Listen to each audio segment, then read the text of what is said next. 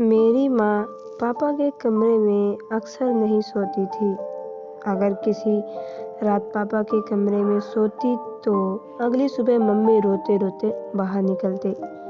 एक दिन मम्मी सोई हुई थी, तभी मैं मम्मी की चादर लेकर पापा के कमरे में चली गई। फिर जो पापा ने मम्मी समझकर मेरे साथ किया वो सुनकर तो आपके होश उड़ जाएंगे। मेरी आँख खुली की खुली रह गई कि मेरी मम्मी को सिसकते हुए देखा। वह मेरे बिस्तर के पास बैठी बुरी तरह से रो रही थी।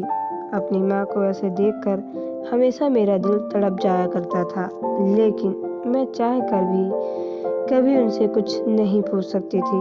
अक्सर ही सुबह मम्मी को ऐसा हाल होता। कुछ समय पहले मैंने एक बार माँ से पूछा था कि आखिर वो पापा के कमरे में सुबह सुबह बाहर आकर इतना रोती क्यों है, तो मम्मी ने कोई जवाब नहीं दिया और मुझे डांट दिया। मम्मी जब भी उनके कमरे से निकलती, मम्मी का हुलिया बहुत ही अजीब सा होता। उनके बिखरे हुए बाल, पुराने कपड़े एक अजीब सी मजबूरी सुना रहे होते। ये सिलसिला कुछ साल पहले से ही शुरू था और जैसे जैसे मुझे होश आ रहा था, मेरे दिल सब कुछ अचंभित होता जा रहा था। मेरे अंदर जुनून सा पैदा हो गया कि मेरा बाप मेरी माँ के साथ रात भर करता क्या है। इस सवाल ने मुझे बेचैन कर दिया। मैं 15 साल की हो चुकी थी और अब बहुत सी बातें अच्छी तरह से समझने लगी थी। मम्मी को रोता देख कर मुझे भी किसी मजबूरी की चेतावनी लगती थी, लेकिन हैरत की बात ये थी कि जब मम्मी कमरे से निकलती तो रो रही होती है और जब पापा कमरे से निकलते तो उनके चेहरे पर एक दिलकश मुस्कुराहट होती थी। उन्हें देखकर ऐसा लगता था जैसे वो बिल्कुल जवान हो। वो कुछ न कुछ गुनगुनाते रहते, जैसे बहुत खुश हो। और मम्मी का हाल ऐसा होता था कि मम्मी पापा के कमरे के निकलने के बाद दोबारा उनके सामने जाने से भी डरती थी। वो उनका नाश्ता भी मेरे हाथ ही उनके कमरे में भिजवा देती थी। खुद सारा वक्त किचन में खड़ी बहाती या तो वॉशरूम में बंद हो जाती। मम्मी की हालत देख देख कर मुझे बहुत तरस आ रहा था। मैं 10 क्लास में पढ़ती थी और नाश्ता देने के बाद मैं अपने स्कूल के लिए घर के लिए निकल जाया करती थी, लेकिन सारा वक्त मेरे दिमाग में मम्मी का ख्याल घूमता रहता। मैंने कभी किसी सुबह पापा को परेशान या बेचैन नहीं देखा था। वो हमेशा ही बहुत खुशी से नाश्ता करने बैठते और उनका चेहरा बहुत खुश दिखता था, जबकि मम्मी को देखकर ऐसा लगता था कि किसी भी पल मम्मी को कुछ भी हो जाएगा। अक्सर मैं नाश्ता बनाते हुए मम्मी के शरीर को कँपकँपाते हुए भी देखती थी। मेरा दिल चाहता था कि मैं मम्मी से पूछूं कि पापा रात को उनके साथ ऐसा क्या करते हैं जो उनका इतना बुरा हाल हो जाता है, मगर पापा के नाम पर मम्मी के चेहरे पर ऐसे खौफ नजर आने लगता था। मम्मी हर रात पापा के कमरे में सोने के लिए नहीं जाती थी, बल्कि वह मेरे साथ ही सोती थी। कभी कभी उन्हें जबरदस्ती पापा अपने साथ कमरे में ले जाते थे और मम्मी मना करने की कोशिश करती थी, लेकिन पापा उनकी एक न सुनते। पापा की आवाज़ों से मोहब्बत की ऐसी चाशनी घोली होती थी कि देखने वाला हैरान रह जाएगा, लेकिन मैं अच्छी तरह जानती थी पापा मम्मी को कमरे में ले जाकर यकीनन उनके साथ कुछ गलत करते होंगे। किसी भी औलाद के लिए अपनी माँ को रोता तड़पता देखना बहुत ही मुश्किल काम है और मेरा भी ऐसा ही हाल था। मैं पढ़ाई पर ध्यान नहीं दे पा रही थी और न ही घर पर मेरा दिल लगता था। मेरा दिल चाहता था कि मैं किसी भी तरह अपनी माँ पापा को कमरे में जाने से रोक लूं, लेकिन मैं किसी तरह पापा को मना नहीं कर सकती थी। पापा तो मेरे सामने मेरी मम्मी के साथ बहुत ही मोहब्बत से पेश आते थे। घर के माहौल ने मुझे इस कदर परेशान किया था कि मैं छमाही इम्तिहान में बुरी तरह फेल हो गई। मैंने मम्मी पापा को रिजल्ट नहीं बताया, लेकिन मेरे दोस्त हैरान थे क्योंकि मैं पढ़ाई में बहुत अच्छी थी। बार बार पूछने लगे मेरा ध्यान कहाँ रहता है। मैं उससे मम्मी और पापा के बारे में बता दिया। तुम्हारे पापा अंग्रेजी फिल्म तो नहीं देखते? सलोनी ने अचानक से सवाल किया। मैं हक्का बक्का से देखने लगी। फिल्म का भला क्या मकसद था? वह अलग निगाह से मुझे देख रही थी और मैं समझ न पाई। उसने बात बदल दी, लेकिन मेरी सुई उसकी बात पर अटक गई। आखिर सलोनी ने यह सवाल क्यों पूछा था? मैं घर वापस आई तो मम्मी के चचेरा भाई आर्यन बैठे हुए थे। वो दोपहर को हमारे घर आते थे। मम्मी की बचपन से ही उनसे बहुत अच्छी दोस्ती थी। मम्मी बताती थी वो दोनों बचपन में एक साथ रहते थे। फिर आर्यन अंकल दुबई चले गए और मम्मी की शादी पापा से हो गई। मम्मी की शादी को 17 साल हो चुके थे और मैं उनकी इकलौती बेटी थी। कुछ साल पहले शायद सब कुछ ठीक था या फिर मैं ही छोटी और समझ न थी, लेकिन कुछ साल से मुझे अच्छी तरह मम्मी की हालत समझ आने लगी थी। मैं जान गई कि मेरा बाप अच्छा आदमी नहीं है, वो मेरी माँ की तकलीफ की वजह है और इसी बात ने मेरे दिल में अपने बाप के लिए दुश्मनी पैदा कर दी थी। आर्यन अंकल से हमारी मम्मी की बहुत अच्छी दोस्ती थी। वो साल भर पहले ही इंडिया वापस आए थे और मम्मी से मिलने के लिए अक्सर आते थे, लेकिन मम्मी को उनका आना अच्छा नहीं लगता था। आर्यन अंकल के जाने के बाद मम्मी अक्सर मुझे कहती थी कि अगर तुम्हारे पापा को पता चला कि आर्यन मिलने आता है तो वह बहुत बुरा होगा। मैंने माँ को दिलासा देती कि पापा को कैसे पता चलेगा, पापा सुबह काम पर जाते हैं, रात को ही घर आते हैं। अब मुझे तो आर्यन अंकल बहुत अच्छे लगते हैं, वो हमेशा आते हैं और मम्मी का मूड अच्छा करके जाते हैं। मेरे लिए भी बहुत से सामान लेकर आते थे। पापा की आमदनी इतनी कम थी कि गुजर बसर भी मुश्किल से होता था। मम्मी न जाने कैसे पापा जैसे जालिम इंसान के साथ जिंदगी गुजार रही थी। रात में मैंने अपना और मम्मी का बिस्तर लगाया और मम्मी के साथ आंखें बंद करके लेट गई।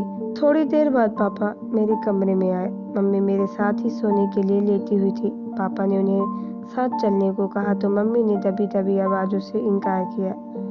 मैंने आंखें नहीं खोली। मैं सुनना चाहती थी कि पापा मम्मी से क्या कहते हैं। चल ना कृतिका, मैं तुझे बिल्कुल तंग नहीं करूँगा, वादा।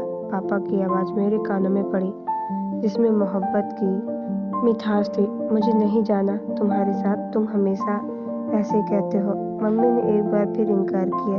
तुम्हें सोचना चाहिए, हमारी बेटी जवान हो। मैं सोच सवाल करने लगी हूँ, लेकिन तुम्हें इस बात का कोई फर्क नहीं पड़ता। मम्मी धीमी लहजे में पापा को जवाब दिया। पापा ने जबरदस्ती मम्मी को हाथ पकड़कर उठाया और अपने साथ लेकर चले गए। वो अजीब सी घबराहट होने लगी थी। पापा मम्मी के साथ न जाने क्या करते थे और सलोनी की अंग्रेजी फिल्म वाली भी बात मेरे दिमाग में अटक गई। 2 घंटे गुजर गए थे, लेकिन मम्मी वापस नहीं आई। मैं पानी पीने के लिए कमरे से निकलकर बाजवी खाने में गई। मम्मी थोड़ी देर बाद मेरे पीछे चली गई। मैंने देखा कि गहरी निगाह से मम्मी पर डाली, जिसके बाल बिखरे हुए थे। इस बात ने मुझे चौंका कर वह मम्मी की कमीज का फटा हुआ आस्तीन था। मम्मी को मेरी नजरों का एहसास हो गया था कि वो जल्दी से दुपट्टा को अच्छी तरह से लपेट लिया। मेरे सामने मम्मी को सही जोड़ा पहना हुआ देखकर अचानक से मम्मी की आस्तीन कैसे फट गया। मम्मी मुझसे पूछ रही थी कि इतनी रात को तुम जग क्यों रही हो। मैंने झूठा बहाना बनाया कि मैं उठकर पानी पीने आई थी। मम्मी मेरे साथ वापस मेरे कमरे में आ गई। मैंने सोने के लिए आंखें बंद कर ली, लेकिन मुझे मम्मी की सिसकियां की आवाज़ सुनाई दे रही थी। मेरा दिल चाह रहा था कि मैं उठकर अपनी मम्मी को तसल्ली दूं और दिल आए सारे सवाल को जवाब ले आऊं, लेकिन मैं अपनी जगह खामोश पड़ी रही। पापा सुबह सुबह ऐसे तैयार होकर कमरे से निकलते जैसे कोई जवान लड़का हो। पापा की आमदनी कम थी, लेकिन पापा हमेशा खुश रहते थे, मुस्कुराते रहते थे। काम पर हमेशा ऐसे तैयार होकर जाते थे जैसे सेठ आदमी हो। मैंने उल्टा निगाह अपने बाप पर डाली, जिससे मुझे आज भी नफरत महसूस हो रही थी। पापा के आगे नाश्ता रखकर मैं स्कूल चली गई। सारा दिन स्कूल में मेरा दिमाग मम्मी के फटे हुए आस्तीन की तरफ था। स्कूल से वापसी घर आते आर्यन अंकल मुझे मिल गए। मुझे देखते ही उन्होंने अपनी गाड़ी में बैठा लिया। मैंने बिना सोचे समझे उनकी गाड़ी में बैठ गई। आर्यन अंकल गौरी से मेरी तरफ देखा और कहने लगा कि मुझे बताओ कि तुम्हें क्या परेशानी है, तुम इतनी खोई खोई क्यों रहती हो। मैं इस कदर जज्बाती हो चुकी थी कि मैंने आर्यन अंकल को सारी बात कह दी। लेकिन बात सुनकर आर्यन अंकल कहने लगे, मैं तुम्हें अंदाजा, मेरे बाप अच्छा आदमी नहीं है। तुम अपनी माँ बाप को आज़ादी क्यों नहीं दिलवा देती। कब तक तुम ऐसे दोनों को जुल्म की चक्की में पिसते रहोगी। आर्यन अंकल ने मुझे बहुत ही फिक्रमंदी से मुझे एडवाइस दी, जिसे सुनकर मेरे होश उड़ गए। मैं पापा को छोड़ने के बाद मैं सोच भी नहीं सकती थी। पापा ने मेरे साथ कभी ऊंची आवाज़ तक में बात नहीं की। फिर मैं पापा को जालिम कैसे कह सकती थी। मैं तो ये भी नहीं जानती थी कि बंद दरवाजे के पीछे मम्मी पापा के दरमियान होता क्या था। आर्यन अंकल की बात सुनकर मैं सच में समंदर में डूब गई। बहुत सोचने के बावजूद मुझे पापा की कोई ऐसी बात याद नहीं आई जिससे मैं उन्हें जालिम करार देती, लेकिन मम्मी की तड़प और आंसू पापा की जालिम साबित करते थे। आर्यन अंकल मुझे स्कूल से लेकर घर आए। मैं खुद ही अंदर आ गई। मम्मी हम दोनों को देखकर खुश हो गई, हमारे लिए फ़ौरन खाना लगा दिया। मैं बहुत ज़्यादा थक गई थी, इसलिए सोने के लिए अपने कमरे में गई। आर्यन अंकल मम्मी के पास बैठे रहे। मुझे नींद नहीं लग रही थी। मैं सारा वक्त आर्यन अंकल की बात में सोचती रही। मम्मी को पापा के कमरे में गए 3 दिन गुजर चुके थे। पिछले 3 दिन में मम्मी मेरे साथ कमरे में सो रही थी। मम्मी जब मेरे पास रहती बिल्कुल अच्छी बेफिक्र रहती। पापा का रवैया तो हमेशा एक जैसा ही रहता था। जिस दिन वो मम्मी को अपने कमरे में ले जाते उस दिन वो रोज़ाना से ज़्यादा खुश महसूस होते। चौथे दिन पापा मम्मी को फिर से लेने आ गए और यही सारी बात बेचैनी से करवटें बदलती रही थी। मम्मी जब सुबह पापा के कमरे से निकली तो उन्हें ठीक तरह से चलना भी नहीं आ रहा था और वह एक पैर ज़मीन पर घसीट-घसीट कर बड़ी मुश्किल से चल रही थी। मैंने मम्मी से पूछा कि मम्मी तुम्हारे पाँव में क्या हुआ? तो मम्मी कहने लगी छोटी-छोटी बातों पर ध्यान ना दिया करो और दिल लगाकर पढ़ाई करो। अगर तुम्हारा 10वीं रिजल्ट अच्छा नहीं आया तो तुम्हारे पापा उसका जिम्मेदार भी मुझे ही समझेगा। मम्मी की आंखों से टिप-टिप आंसू गिरने लगे और पापा के लिए नाश्ता बनाने चली गई। उसके बाद दोबारा किचन से बाहर न आई। मैं मम्मी को नाश्ता देने के बाद पापा के पास गई। उन्हें नाश्ता दिया तो पापा मुझसे मेरी पढ़ाई के बारे में पूछने लगे। पापा के लहजे में इतना शहद था कि मैं पापा को इस दोगली तबीयत पर हैरान रह गई। पापा को किसी तरह भी शख्स जालिम नजर नहीं आते थे, बल्कि मम्मी की हालत चीख-चीख कर पापा को दास्तां सुनाती थी। मैं पापा को नाश्ता देने गई तो जुर्म की पापा मुझसे मेरी पढ़ाई के बारे में पूछने लगे। कहा कि मम्मी के बगैर नींद नहीं आती और वो मम्मी को रात को अपने कमरे में ना बुलाया करे। मेरी बात को सुनकर पापा मुस्कुराते कहने लगे, मैं तो कभी-कभी तुम्हारी माँ को अपने पास बुलाता हूँ। मेरी भी तुम्हारी माँ हक है, मैं उससे मोहब्बत करता हूँ। पापा की बात सुनकर मेरा खून खौल उठता है, क्योंकि उनकी मोहब्बत के नज़ारे आए दिन देखा करती थी, लेकिन पापा से कुछ बोलने के बारे में सोच भी नहीं सकती थी, इसलिए खामोशी से स्कूल के लिए चली गई। स्कूल में टीचर पढ़ाते हुए मुझे समझा रहे थे कि कभी भी पूरा सच जाने बगैर कोई भी फैसला नहीं करना चाहिए। आधा सच हमेशा बहुत खतरनाक होता है, जो इंसान को बर्बाद करके रख देता है। टीचर की बात मेरे दिमाग में एक खिड़की की खोल दी। मैंने सोच लिया कि पापा का पूरा सच जान कर रहूंगी और फिर अपनी माँ को पापा से आज़ादी दिलवा दूंगी। आर्यन अंकल ने भी मुझसे वादा किया था, वह हर वक्त वे मेरी मदद करने के लिए तैयार रहेंगे। मेरी माँ बिल्कुल मेरी जैसी थी। मैं उम्र में 15 साल की थी, लेकिन नाक नक्श मैं बिल्कुल अपनी माँ की तरह थी। अगली रात मैंने खुद को अपनी माँ की नींद को दबा सुला दी और खुद अपनी माँ की चादर ओढ़कर पापा के कमरे में चली गई। पापा के कमरे में एक छोटा सा बल्ब जल रहा था।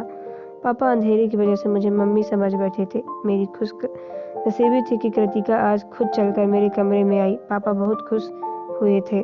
मेरे करीब आया, मुझे कंधों से पकड़कर अपने बराबर बैठा लिया। पापा के बराबरी में बैठी मेरी शरीर कांप रही थी। मैं जानना चाहती थी उससे आगे मेरे साथ क्या होने वाला था, लेकिन आज मैं पूरा सच जानना चाहती थी। पापा बहुत मोहब्बत से कहने लगे, कृतिका बेटी जवान हो रही है। ये कहकर तू मुझसे इस कदर दूर हो गई है कि मुझे ज़बरदस्ती तुझे अपने कमरे में बुलाना पड़ता है। मेरा भी तो तुझ पर हक है। मैं मानता हूँ कि हमारी बेटी जवान हो रही है, लेकिन वो इतनी छोटी भी नहीं है कि उसे ये ना समझ हो कि मैं माँ बाप एक कमरे में साथ रहते हैं।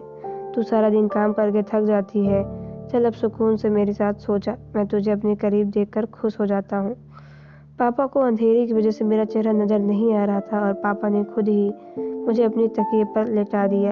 वह बहुत आहिस्ता आहिस्ता से मेरे कान के करीब होकर बात करने लगे। वह कह रहे थे कि आज आमदनी का हिस्सा उन्होंने जमा कर दिया है, जिससे वे मेरी शादी करेंगे। उसके बाद वो कुछ पापा ने कहा, वो सुनकर मेरे होश उड़ गए। वे कह रहे थे कि मैं जानता हूँ कि आर्यन ने एक बार फिर हमारे घर का रास्ता देख लिया है, लेकिन कृतिका मैं तुम्हें बता रहा हूँ कि वो इंसान ठीक नहीं है और ना ही उसकी नीयत अच्छी है। पहले भी एक बार तुझे बर्बाद करने की कोशिश कर चुका है और अब तो हमारे घर जवान बेटी भी, इसलिए तो एहतियात का दामन थाम कर रखना। पापा ने अभी तक मालूम नहीं था कि मैं मम्मी नहीं बल्कि उनकी बेटी हूँ। पापा बहुत आहिस्ता से मेरे बालों में हाथ फेर रहे थे और कुछ ही देर बाद पापा को नींद लग गई। काफ़ी देर तक मैं दम था से पापा के पास लेटी रही, लेकिन पापा तो बहुत गहरी नींद सो चुके थे। मैं खामोशी से उठकर कमरे से बाहर निकल आई। पापा ने कुछ भी ऐसा नहीं किया जिससे मुझे कुछ भी समझ आता, इसलिए आर्यन अंकल और मम्मी को लेकर में बहुत से सवाल पैदा हो चुके। अगली सुबह रोजाना की तरह मैं स्कूल से आ रही थी। मम्मी के साथ रात गुजारने के बाद हुआ करता था। मैं खामोशी से पापा का जायजा ले रही थी, लेकिन मुझे पापा के रवैये में कुछ भी बदलाव नजर नहीं आ रहा था। स्कूल से वापस लौटी तो घर के बाहर ही आर्यन अंकल की गाड़ी खड़ी हुई थी।